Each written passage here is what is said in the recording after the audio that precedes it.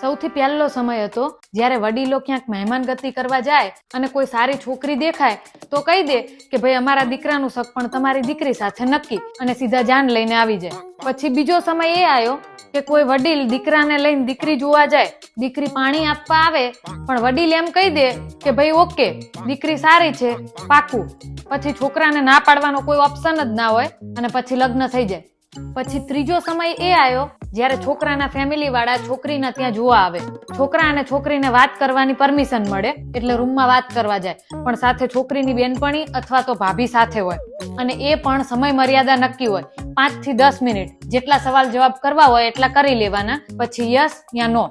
પછી ચોથો સમય આવ્યો, ફોન દ્વારા બાયોડેટા એક્સચેન્જ થાય, જેમાં તમારી બધી ઇન્ફોર્મેશન હોય, નામ, મોસા, ડિગ્રી, ઉંમર બધું જ હોય, પણ ફોટો ફિલ્ટર વાળો હોય એટલે ક્યારેક માત ખાઈ જવાય. ઓનલાઈન વસ્તુ તો આવે પણ ઓનલાઈન સગાઈ પણ થાય. અત્યારે સગાઈ માટે ઓપ્શન વધારે છે અને વાંઢા હોય વધારે છે.